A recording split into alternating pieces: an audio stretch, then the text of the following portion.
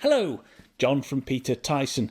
To anybody that can speak or is Italian, I'm sorry in advance for any pronunciations that I mess up. That being said, please say hello to the Sonus Faber Stradivari. All links to all products in the video will be in the description as usual.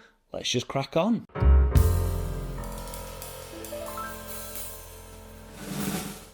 Sonus Faber are very proudly Italian, established in 1983 when I was just 2 years old. Sonus Faber comes from the Latin handcrafted sound, which is where they get their tagline from of artisan of sound. This, the Stradivari G2, was released to commemorate the 40th anniversary of Sonus Faber and 20 years after the original Stradivari was launched. Let's talk about the name. A Stradivarius is one of the violins, violas, cellos and other string instruments built by members of the Italian family Stradivari, particularly Antonio Stradivari, during the 17th and 18th centuries. They are considered some of the finest instruments ever made and are very valuable collector's items. This is where the Sonus Faber Stradivari takes its inspiration from.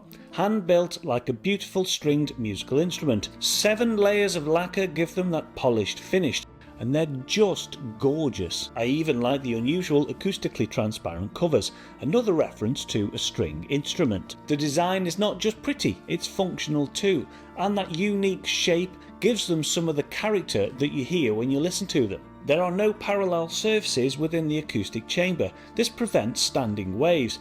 This makes the bass much cleaner and more natural sounding. The air from the back of the mid-range driver is channeled and reduced by an internal intonto duct, reducing the size of the components on the crossover and creating a more natural mid-range. The downwards firing stealth Ultraflex bass port makes placement a little bit easier. It is more compact and hourglass shaped. Talking of placement, if you're using them in a smaller room, a bit like this, or a huge room, or just near or far from boundary walls, there is a low frequency adjuster system on the connection panel. Simply move the jumper to tailor the ultra low bass response to taste or room. Components on the crossover are very carefully selected for distortion free listening, even at really high volumes. They are so proud of it, there's even a little viewing window so you can see the electronics. Hey, no judgment. If you want to get down on the floor and stare at your crossover, you do you. A 3.5 way loudspeaker with a sealed section for the tweeter and mid-range and downwards ported enclosure for the dual woofers. A 28mm DAD arrow point tweeter, a 150mm neodymium magnet system mid-range and 2 260mm dual drive motor woofers. Quoted frequency response of 25Hz to 35kHz with sensitivity of 92 decibels per watt.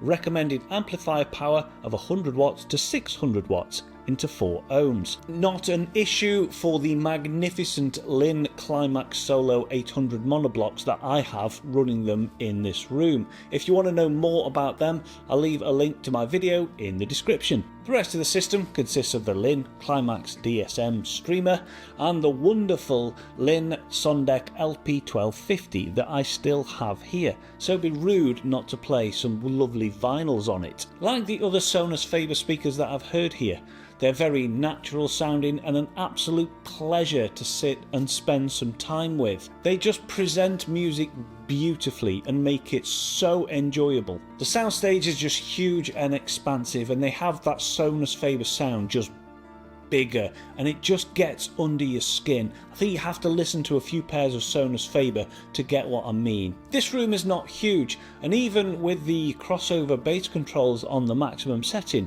the bass at no point sounded out of control, boomy, horrible. It was never fatiguing. It was always super tight, controlled, and so textured and so very, very deep down.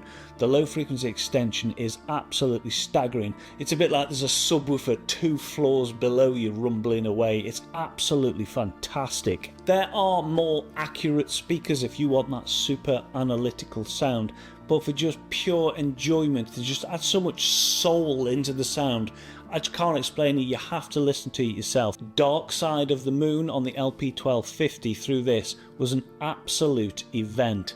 It's a cool job this, isn't it? So that's it. What do you think of the Sonus Faber Stradivari? Let me know down in the comments as usual. If you'd like to come and have a listen, obviously let us know on one of the numbers at Carlisle or Newcastle, depending which one is close to you. They weigh 63 kilos, so they take a little bit of setting up. Until then, you'll see me in the next video. Take care.